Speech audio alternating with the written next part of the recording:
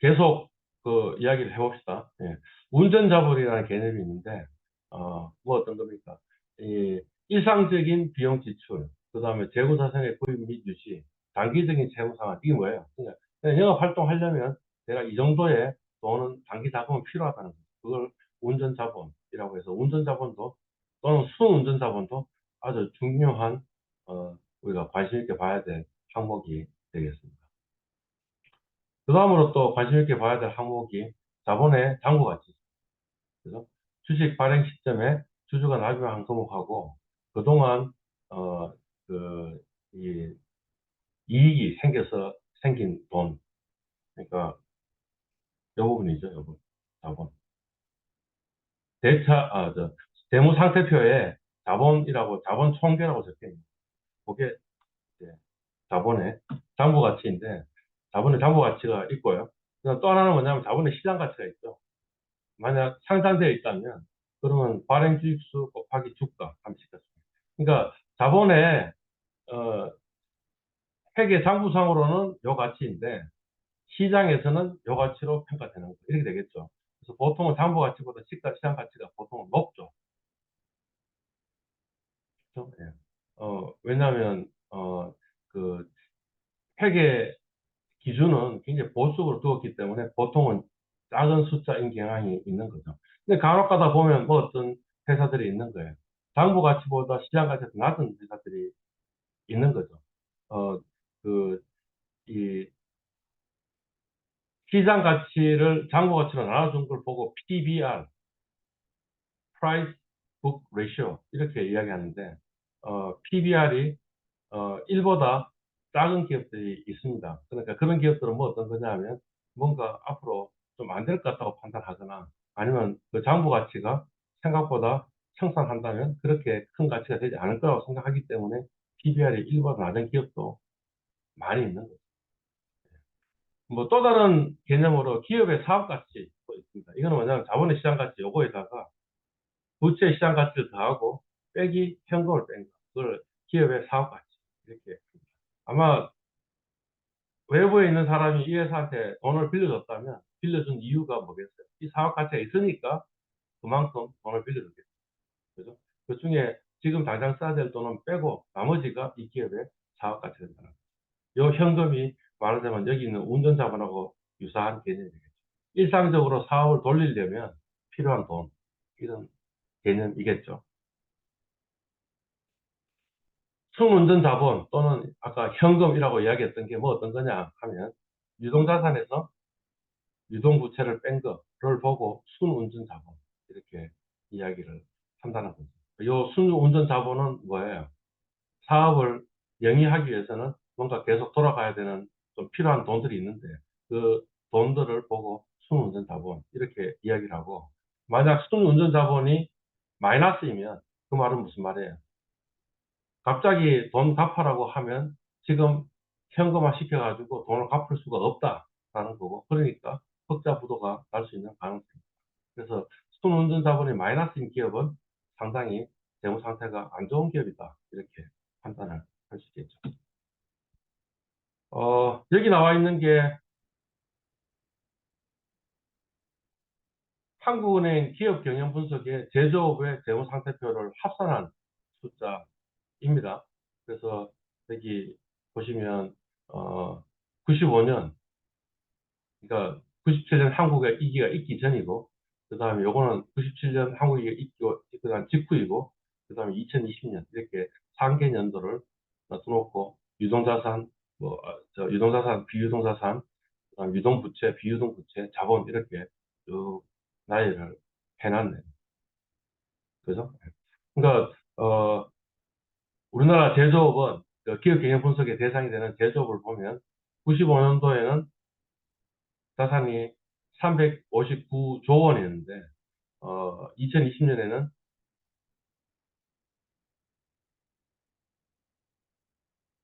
2269조 원으로 이렇게 늘어났다라는 것을 알 수 있네요.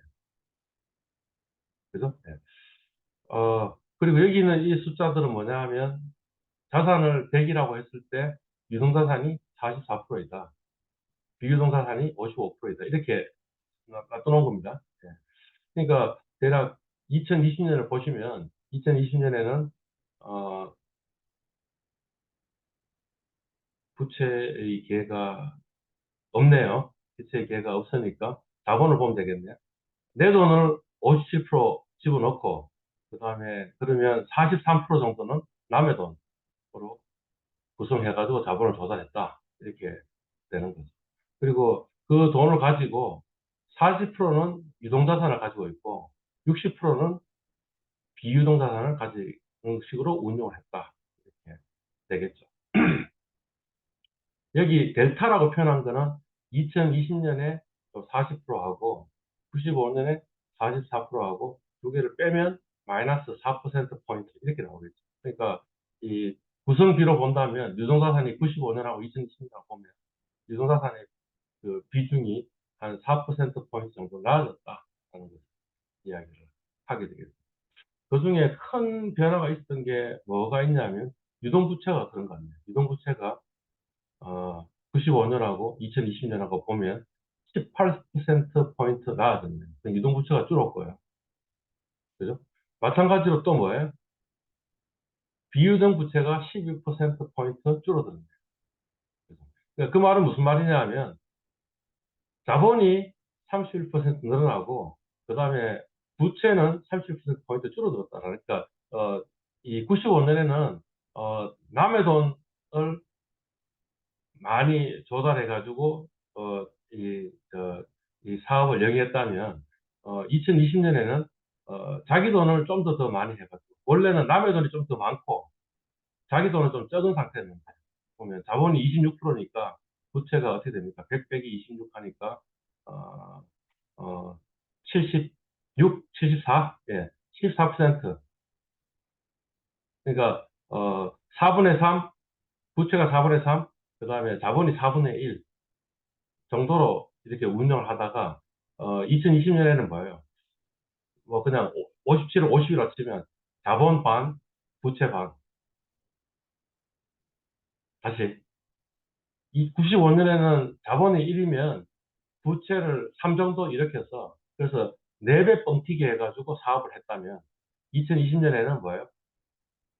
자본 1, 부채 1 해서 2배 뻥튀기 해서 사업하는 그런 구조로 바뀌었다라는 거죠. 그러니까 레버리지가 완화되었다라는 것을 이 제조업의 재무 상태표를 보면 알 수 있고요.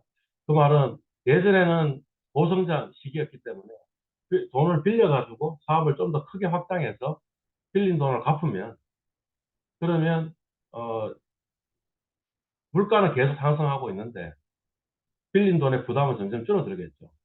그리고 돈 빌려가지고 그 빌린 돈 가지고 만약 부동산에 투자한다. 부동산에 투자해가지고 어, 더 물가가 막 상승하니까 더 빨리 어, 그 가격이 올라가니까 그러면 자산은 훨씬 더 빠른 속도로 늘어날 수 있고 그게 이제 비즈니스 모델이에요. 고성장 시대에는 물가가 상승하고 고성장을 하니 남의 돈을 많이 빌려가지고 사업을 하고 그러면 사업 규모를 빠른 속도로 성장을 시킬 수 있었는데 근데 이 2020년에는 고성장 시기가 아니고 저성장 시기니까 남의 돈을 많이 빌리지 않고 기업을 안정적으로 유지하는 게 좋은 것이다. 라는 게 95년과 2020년, 그러니까 35년 사이에 변화이다라는 것을 이야기를 하고 있네요. 그죠? 네.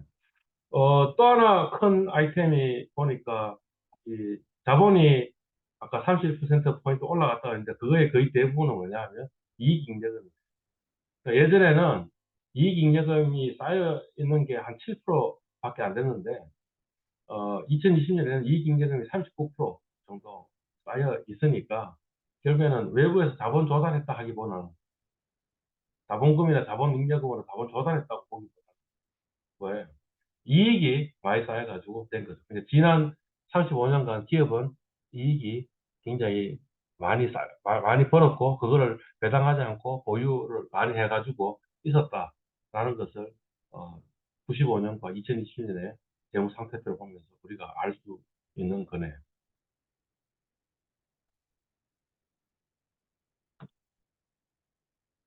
자, 이번에는 손익계산서입니다. 손익계산서. 손익계산서는 올해 한 해 동안 장사를 어떻게 했냐라는 것을 나타내고 있는 것 같네요. 그래서 맨 처음 아이템이 매출액입니다. 우리가 얼마를 팔았느냐. 2천억을 팔았다라고 이 예시에서는 그렇게 되어 있네요. 근데 이 물건을 팔기 위해서 뭐 재료비나 원료나 이런 게 들어갔겠죠. 그게 이제 매출 원가예요.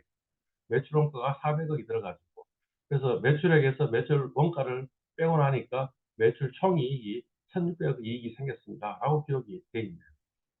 근데 실제 영업을 하기 위해서는 직접 재료비, 직접비 말고도 간접비도 있는 거죠. 그걸 보고 우리는 뭐라 그러냐면 영업비용이라고. 대표적인 영업비용 중에 하나가 뭐냐면 판매하고 그다음 기업을 관리하기 위해서 뭐 인건비도 이 안에 들어가 있는 거예요. 사람들한테 주는 임금도 여기 안에 들어가 있고. 그죠? 그 말고 연구개발비. 아까 앞에서도 개발비가 있는데 연구개발을 하면 뭔가 가치를 인정받으면 이렇게 무형자산으로 되지만 가치를 인정받고 그냥 비용으로 그냥 없었다고 생각하면 연구개발비는 여기에 200억 이렇게 나와요. 그 다음에 기계를 사면 한꺼번에 비용 처리하지 않고 뭔가 일정 한 기간 동안에 이렇게 그 이 설비 아니면 뭐 이런 것들을 이제 상각을 하게 되겠죠. 그 감가상각비도 역시 마찬가지 영업비용의 주요 항목 중에 하나예요. 그래서 영업비용을 빼고 나니까 매출 총이익에서 그러니까 매출액에서 매출원가와 영업비용을 빼고 나니까 영업이익이 800억 이렇게 나왔네요. 근데 직접적인 영업 활동은 아니지만 뭔가 비용도 있고 이익도 있죠. 그게 뭐냐면 이자 비용 30억 원. 그죠? 그 다음에 자산을 처분했네요. 그죠? 처분을 했는데 이익이 생긴 게 아니고 손실이 났네요. 그래서 관로 이렇게 놓은 거죠. 그죠? 그 다음에 또 뭐예요? 기타 영업에 이익이 아니고 손실이 났네요. 그래서 관로 했네요. 그래서 그걸 빼고 나니까 600억 원. 이렇게. 법인세 차감적 순이익이 나왔네요. 그죠? 예. 거기다가 법인세를 내고 나니까 당기순이익은 468억. 그러니까 오랫동안 장사를 해가지고 2천억 팔아가지고 468억은 남겼습니다. 이렇게. 대략 이 회사는 한 2천원 팔아가지고 한 4분의 1 정도 남기는 그런 회사입니다. 라는 것을 우리가 알 수 있는 거죠. 예. 그래서 보통 흔히 관심 있는 게 당기순이익. 그죠? 그 다음 영업이익. 왜냐하면 당기순이익에는 영업 외의 어떤 이익이나 수익도 있으니까 일시적일 수도 있다라는 거죠. 그러니까 당기순이익을 중요시 보기도 하지만 영업이익을 중요하게 보기도 한다라는 거죠. 뭐 또는 그거보다 덜 중요하지만 매출 총이익을 보기도 합니다. 이거는 이 매출 원가는 보통 이 기업이 통제가 불가능합니다. 근데 여기 있는 영업 비용 같은 경우에는 이런 거죠. 우리가 장사가 잘 되고 있으면 좀 직원들한테 복리후생비도 좀 더 많이 주고 뭐 이렇게 할 수 있겠죠. 그죠? 그러니까 이 직접적으로 컨트롤 가능한 통제 가능한 비용만 고려한다면 매출 총이익을 보는 것도 중요한 의미를 가질 수 있겠죠. 자, 그래서 손익계산서 영어로는 인컴 스테이트먼트, 인컴 스테이트먼트는 기업의 영업활동으로 발생한 수입과 비용을 정리한 보고서이다. 재무상태표가 일정 시점에서의 재무상태, 말하자면 스냅샷을 보여준다면 손익계산서는 일정 기간 동안의 손익, 동영상을 보여준다. 이렇게 생각합니다. 이 스냅샷, 어떤 상태 이런 걸 보고 스탁, 저량 이렇게 이야기를 하고요. 그 사이에 발생한 거 그런 걸 보고 플로우, 유량 이렇게 이야기해서 재무상태표와 손익계산서는 스탁과 플로우를 나타내는 거다. 주요 컨셉은 뭐였어요?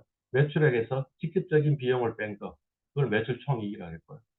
매출총이익에서 판관비를 뺀 거.